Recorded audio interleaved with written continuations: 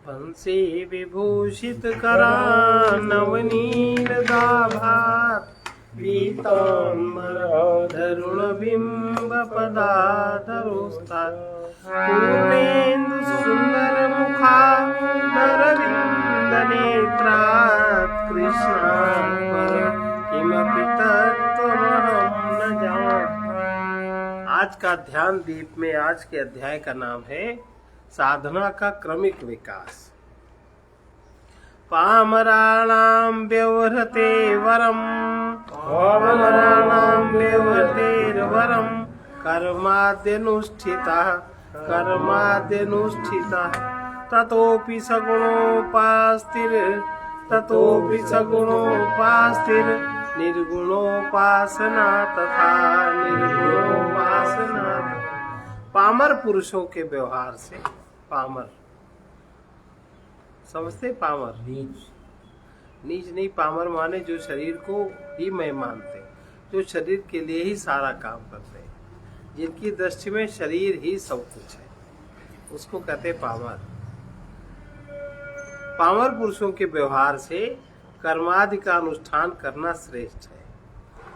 Palmer पुरुषों से व्यवहार करे, इससे अच्छा कर्म का अनुष्ठान करे, पर पामर पुरुषों से व्यवहार न रखे।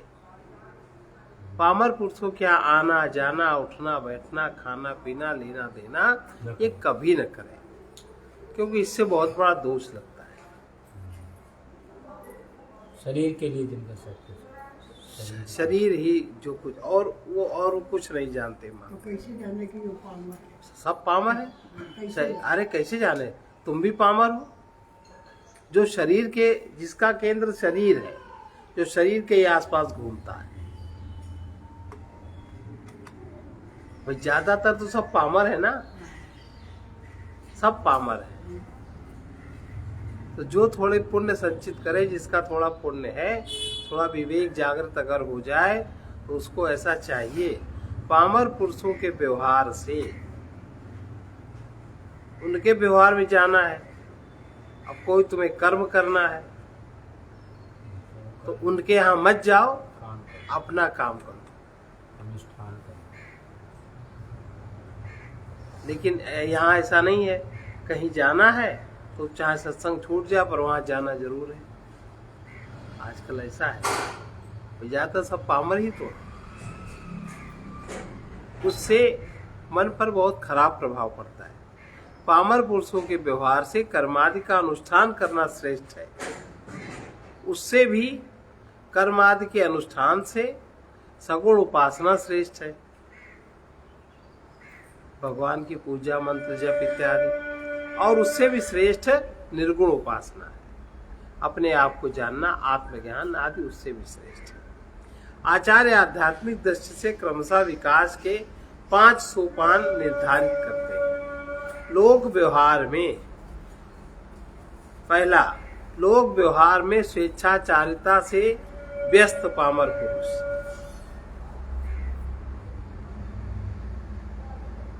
स्वेच्छाचारिता से व्यस्त पामर, सब स्वेच्छाचार तो है, इसके जो मन में आता वो मन में करता। लोक व्यवहार में स्वेच्छाचारिता से व्यस्त पामर पुरुष, ये लोग विषय सुख को ही सर्वश्रेष्ठ उपलब्धि मानते हैं, और विषय सुख के लिए सब कुछ करते हैं, और विषय के लिए वो शरीर का पोषण करते हैं कि शरीर मैं हूँ, इसके लिए 5 ज्ञानेंद्रियां हैं, 5 कर्मेंद्रियां हैं, इसको जो विषय चाहिए हमारे जो मन में, हम वही करते हैं। ये लोग विषय सुख को ही सर्वश्रेष्ठ उपलब्धि मानते हैं। उनके संग्रह करने में वे विधि निषेध का विचार नहीं करते। विषयों के संग्रह करने में, विषय भोग के संग्रह करने में वो विधि निषेध का कोई विचार नहीं करते। उन्हें नरक जाने का भी डर नहीं है। कहते हैं स्वर्ग नरक सब कल्पना है मन की। कोई कोई कहते हैं स्वर्ग नरक सब यही है। जो अच्छे से रह रहे हैं वो स्वर्ग में है, और जो बुरे से रह रहे हैं वो नरक में है। उनका ऐसा विचार होता है। दूसरा, उनसे भी श्रेष्ठ पुरुष वे हैं जो शास्त्र की आज्ञा मानकर अपने कर्तव्य कर्म में लगते हैं और संयमित जीवन जीते हैं। अपने कर्तव्य का पालन करते हैं और संयमित जीवन जीते हैं। इन कर्तव्य, अपने कर्तव्य तो सबके लिए अलग अलग है। माता पिता के प्रति कर्तव्य, बच्चों के प्रति कर्तव्य, अड़ोस पड़ोस के प्रति कर्तव्य, जितना भी पूरा समाज है सबके प्रति कर्तव्य अलग अलग है। वे लोग संयमित जीवन जीते हैं। वे शिष्ट पुरुष इंद्रिय भोगों के साथ समाज में प्रतिष्ठा भी पाते हैं और शरीर छोड़कर स्वर्ग जाते हैं। इनसे भी श्रेष्ठ उपासक है। उपासक दो प्रकार के हैं, एक सगुण उपासक और एक निर्गुण उपासक। सगुण ब्रह्म की उपासना करने वाले इस लोक और परलोक के दोनों सुखों से विरक्त होकर मानसिक विक्षेप से छुटकारा पा जाते हैं और ब्रह्म लोक तक पहुंचने के अधिकारी हो जाते हैं। चौथा, निर्गुणोपासक उनसे भी श्रेष्ठ है। वे अंततः ब्रह्म रूपता प्राप्त कर लेते हैं। इस क्रम में सबसे श्रेष्ठ तत्वज्ञानी आत्मज्ञानी है, सबसे श्रेष्ठ। परम विरक्त और शुद्ध चित्त साधक गुरु के निकट श्रवण आदि के द्वारा आत्मा परमात्मा की एकता का अनुभव कर पारमार्थिक ब्रह्म रूपता प्राप्त कर लेते हैं। यावत् विज्ञान सामीप्यम तावत् श्रेष्ठं विवर्धते तावत् श्रेष्ठं विवर्धते ब्रह्म ज्ञानातये साक्षान् निर्गुणोपासनं शनैः। जितनी विज्ञान की समीपता होगी, जितना ज्यादा आपकी बुद्धि वैज्ञानिक होगी, उतना ही ज्यादा आप तत्व का विज्ञान कर लोगे, उतनी ही आप में श्रेष्ठता बढ़ेगी। निर्गुण की उपासना धीरे धीरे साक्षात ब्रह्म ज्ञान का रूप ले लेती है, वैज्ञानिकता आ जाती है। वो जो परमात्मा तत्व है वो इस शरीर में मुखर होने लगता है। जीव जैसे जैसे ब्रह्म ज्ञान के निकट पहुंचता है उतना ही वो श्रेष्ठ होता जाता है। स्वेच्छाचारी पामर मनुष्य इसलिए सबसे निकृष्ट है क्योंकि वो विषय भोगों में इतना लिप्त है कि न उसे शास्त्र में श्रद्धा है, न उसे परमात्मा में विश्वास है। वे तमोगुण और रजोगुण से ग्रस्त कामनाओं की पूर्ति हेतु सदा चिंतित रहते हैं। शास्त्र में श्रद्धा रखने वाले उनसे श्रेष्ठ हैं। शास्त्र भगवान की आज्ञा है, उसके पालन में तत्पर पुरुष परमात्मा की ओर उन्मुख होते हैं। सगुण उपासक का सीधा संबंध परमात्मा से जुड़ने लगता है, उसे परमात्मा की कृपा प्राप्त होती है, उसमें वैराग्य बढ़ता है और उसका मन एकाग्र होने लगता है। इससे वो निर्गुण उपासना का अधिकारी बनता है। अब वो परमात्मा के बहुत निकट है। अज्ञान का पर्दा हटते ही वो उसका साक्षात्कार कर लेगा। ब्रह्म रूपता को प्राप्त ज्ञानी पुरुष ही सर्वश्रेष्ठ है। अब ये सोचो कि आपके आसपास पामर लोग कितने हैं, कौन पामर है? जिनको तुम मैं मेरे कहती हूँ सब पामर है। पामर व्यक्तियों की सहायता भी नहीं करनी चाहिए। पामर व्यक्तियों की सहायता से अच्छा है आप किसी पशु की सहायता कर दो, लेकिन पामर व्यक्ति की सहायता न करो। यथा संवादि विभ्रांति फल काले प्रमायते विद्यायते तथोपास्ति मुक्ति कालेति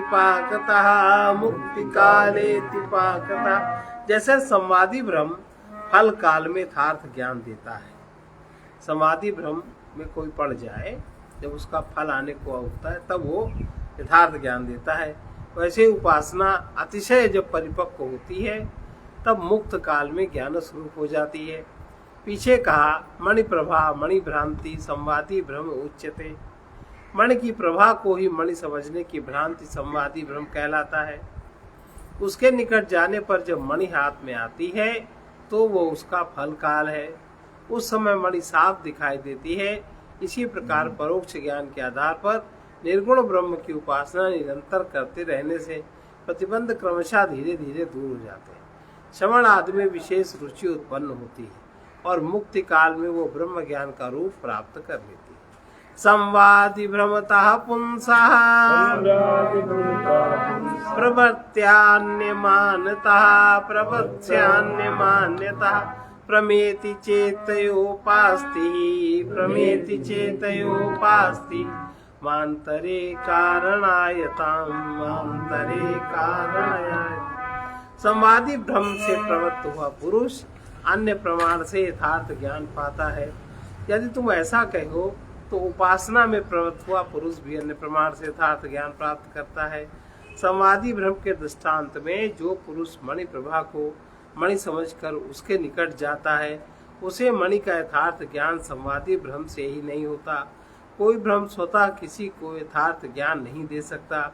मणि का यथार्थ ज्ञान तो उसके पास पहुंचने पर प्रत्यक्ष प्रमाण से होता है। इसलिए हम कह सकते हैं कि संवादी भ्रम यथार्थ ज्ञान में परंपरा के कारण बनता है और उसका साक्षात कारण नहीं है। इस प्रकार आत्मा के अपरोक्ष ज्ञान में उपासना साक्षात कारण नहीं है। उपासना परंपरा से निधि ध्यासन बनकर तत्वमसि आदि महावाक्य जन ब्रह्मात्मय की ज्ञान उत्पन्न करने में सहायक होती है। मूर्ति ध्यानस्य मंत्रादेरपि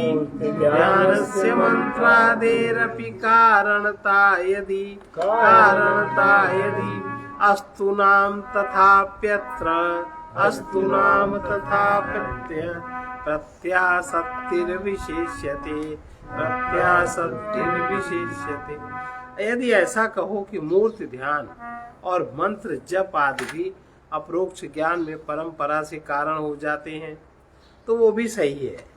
तो भी यह निर्गुण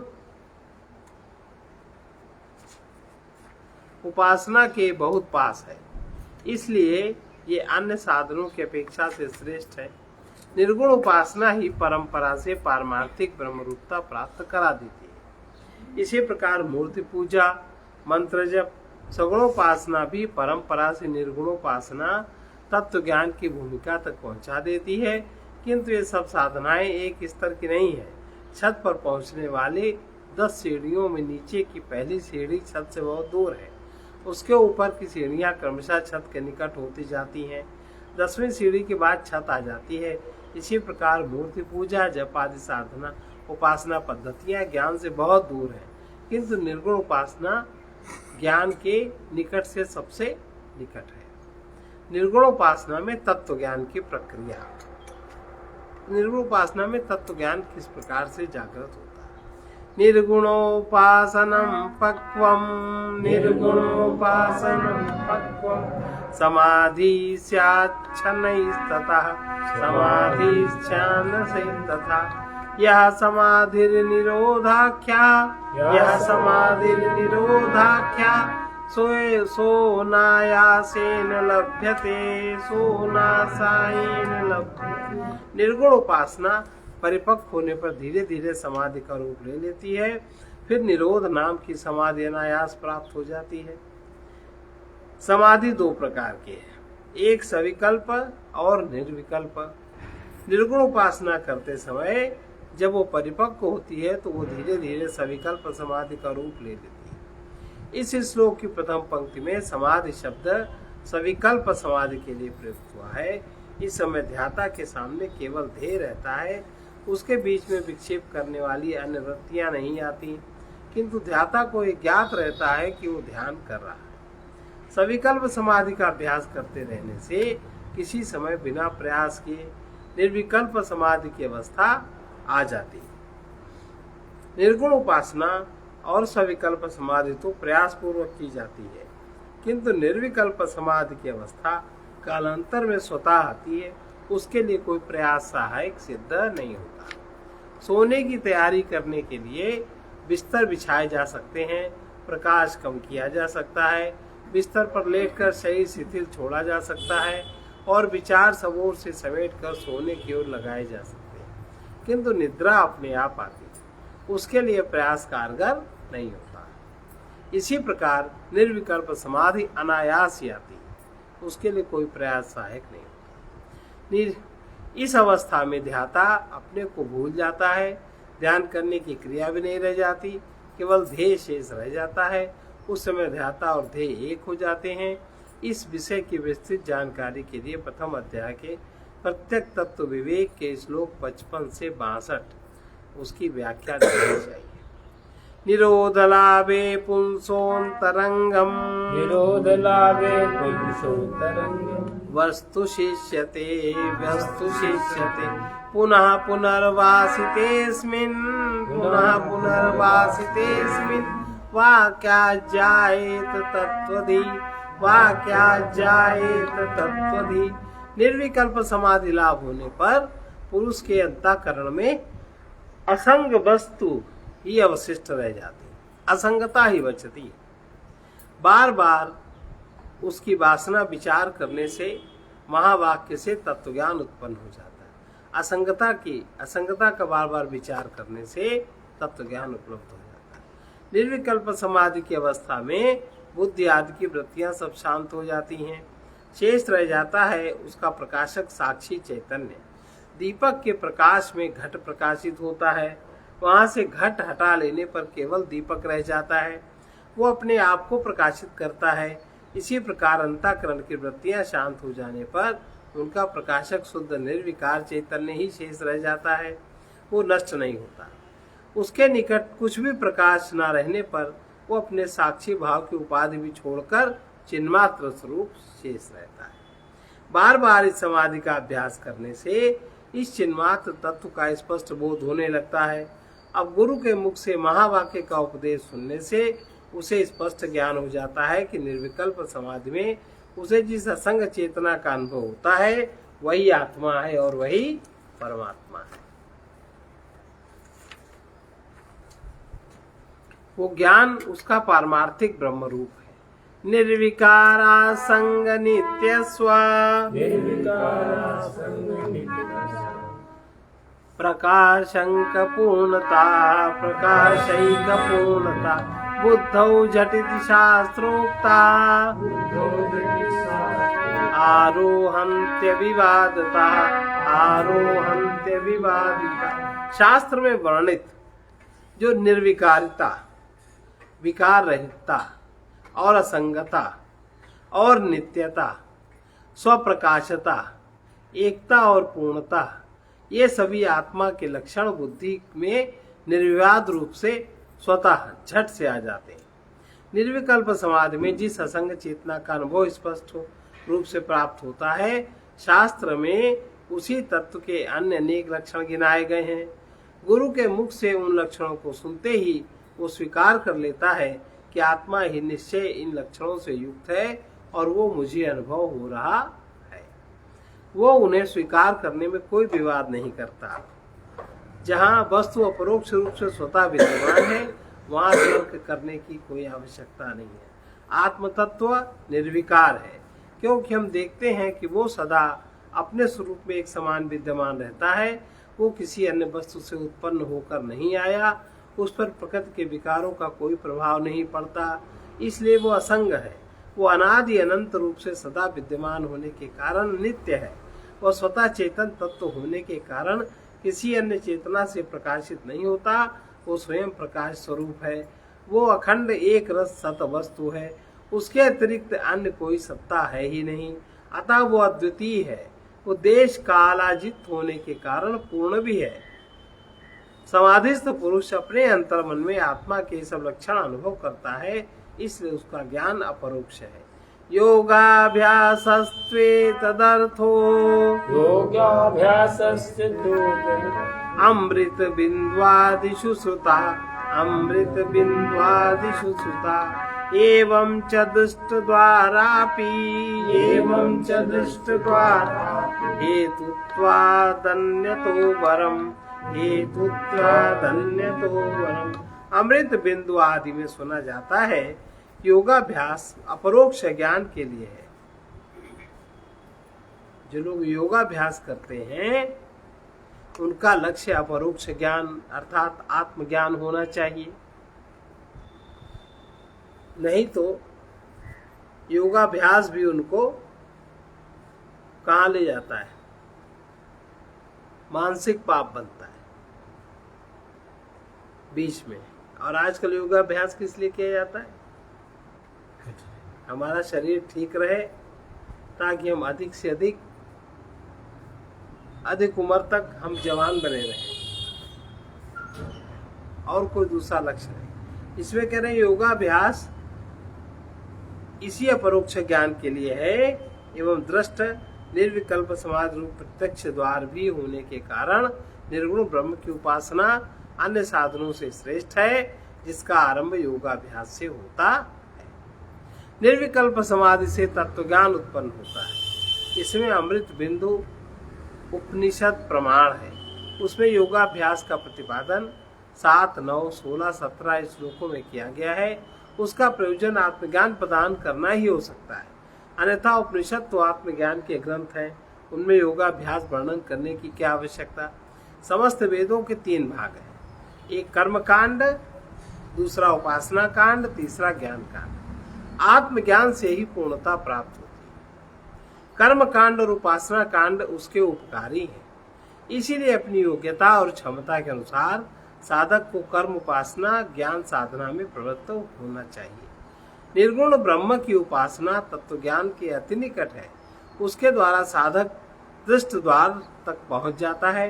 निर्विकल्प समाधि में शुद्ध आत्म तत्व के प्रत्यक्ष दर्शन होते हैं, इसलिए उसे दृष्ट द्वार कहते हैं। इसके बाद महावाक्यों के उपदेश से उस ज्ञान के परिपुष्ट करने की आवश्यकता रह जाती है, इसलिए निर्गुण उपासना अन्य साधनों की अपेक्षा श्रेष्ठ है। उपेक्षित तीर्थ यात्रा जपादिनेव कुर्वताम पिंडम समुत्सृज्य करम लेढीति न्याय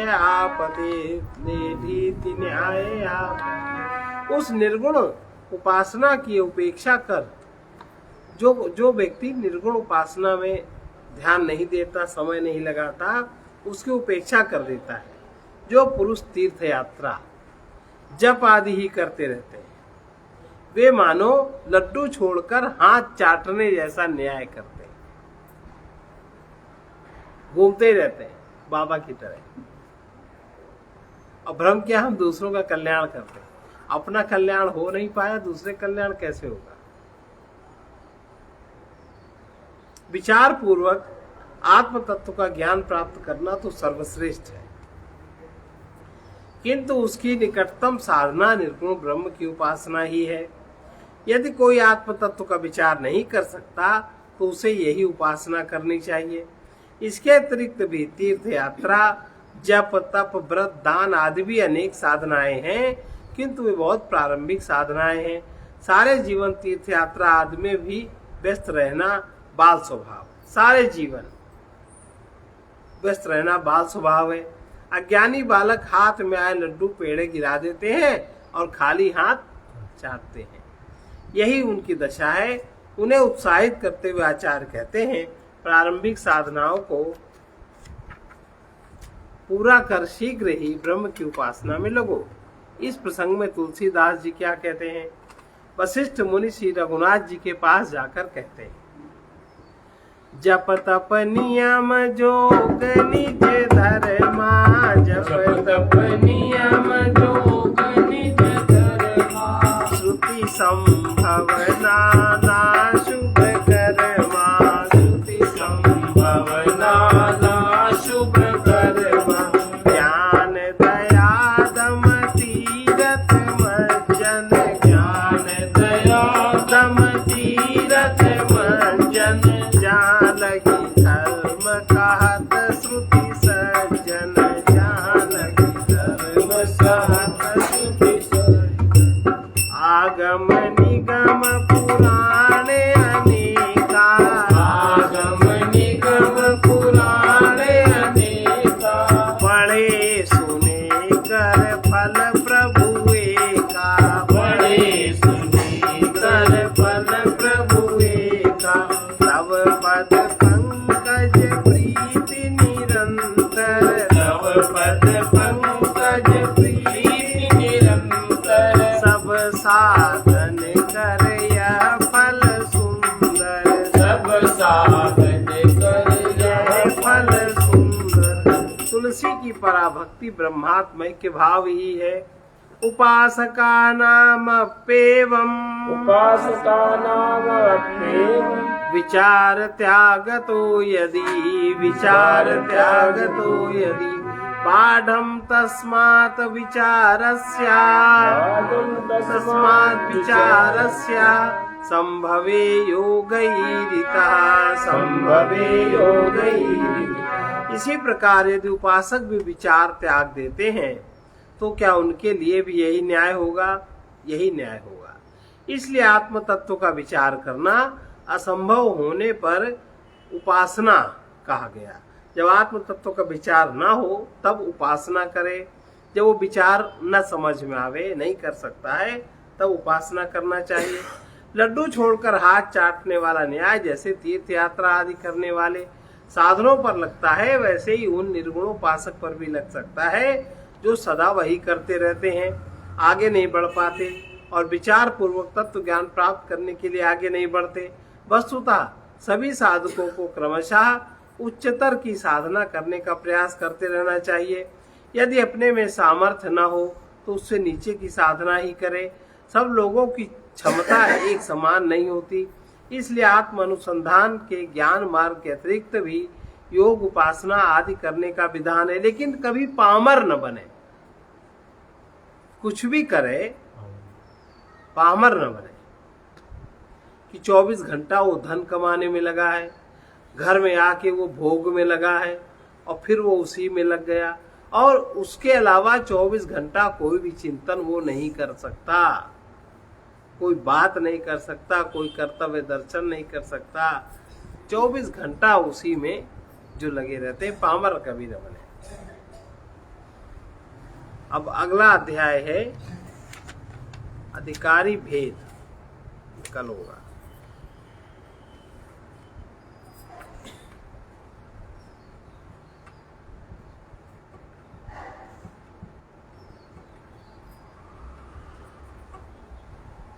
वो जीवन क्या जिस जीवन में जीवन को मुक्त बना न सके। वो जीवन क्या जिस जीवन में जीवन को मुक्त बना न सके। वो अज्ञानी अभिमानी है, वो अज्ञानी अभिमानी है, जो मन का मोह मिटा न सके। जो मन का मोह मिटा न सके। कोई बल मत में फूल रहे, कोई बल मत में फूल रहे। ऊंचे पद पाकर झूल रहे, ऊंचे पद पाकर झूल रहे।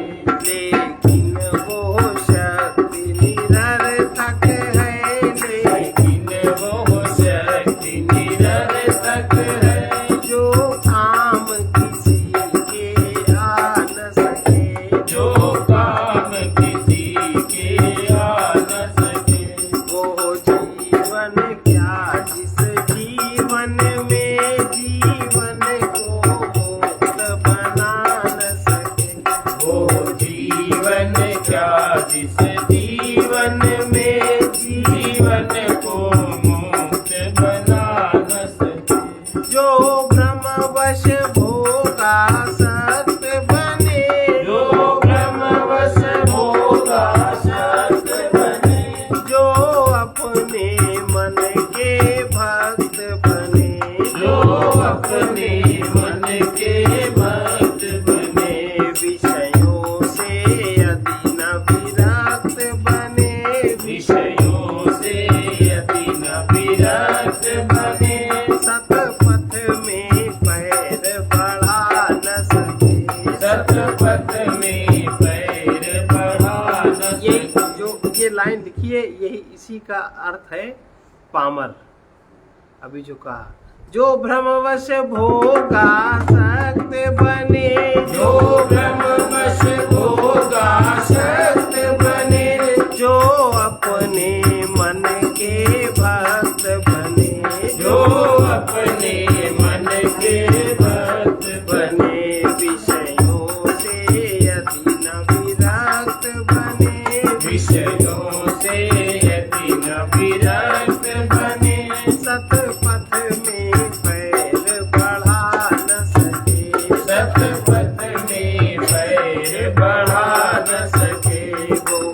जीवन क्या जिस जीवन में जीवन को मुक्त बना न सके। वो जीवन क्या जिस जीवन में जीवन को मुक्त बना न सके। जिस संगति से सद्ज्ञान न हो, जिस संगति से सद्ज्ञान न हो, कर्तव्य धर्म का ध्यान न हो, कर्तव्य धर्म का ध्यान न हो।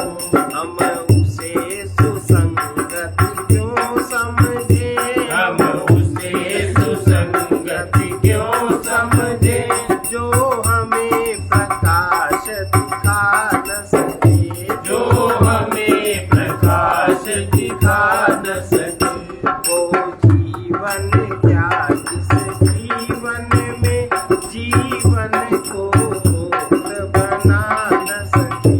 वो जीवन क्या जिस जीवन में जीवन को मुक्त बना न सके। मिटती है जिससे भ्रांति नहीं, मिटती है जिससे भ्रांति नहीं, मिलती है जिससे शांति नहीं, मिलती है जिससे शांति नहीं। ऐ पथिक प्रेम का पथ वो क्या है, पथिक प्रेम का पथ वो क्या, जो प्रियतम तक पहुँचा न सके, जो प्रियतम तक पहुँचा न सके। वो जीवन क्या जिस जीवन में जीवन को मुक्त बना न सके। वो जीवन क्या जिस जीवन में जीवन को मुक्त बना न सके। वो अज्ञानी अभिमानी है, जो मन का मोह मिटा न सके। वो अज्ञानी अभिमानी है, जो मन का मोह मिटा न सके। इसका संत वचन है, जीवन की मृत्यु नहीं होती और मृत का कोई जीवन नहीं होता। नित्य अर्थात सदा न रहने वाला शरीर नित्य जीवन की अनुभूति का साधन है। और जो उस ओर न चले, जो उस ओर न बढ़े, उसी को पामर मनुष्य कहते हैं। हम कुछ बनना या होना चाहते हैं, परंतु हम जो हैं उसे देखना नहीं चाहते। जीवन नित्य वर्तमान में ही है। जिसे अपना कुछ नहीं दिखता वही मोह ममता से रहित हो सकता है। जिसे अपना कुछ नहीं दिखता वही मोह और ममता से रहित हो सकता है। सर्वे भवन्तु सुखिनः, सर्वे भवन्तु सुखिनः, सर्वे सन्तु निरामयाः, सर्वे सन्तु निरामयाः, सर्वे भद्राणि पश्यन्तु, सर्वे भद्राणि पश्यन्तु, मा कश्चित् दुःखभाग् भवेत्, मा कश्चित् कश्चित् दुःखभाग् भवेत्। कृष्णाय वासुदेवाय परमात्मने क्लेशनाशाय गोविन्दाय नमो नमः। असतो मा सद्गमय तमसो मा ज्योतिर्गमय मृत्योर्मामृतं गमय।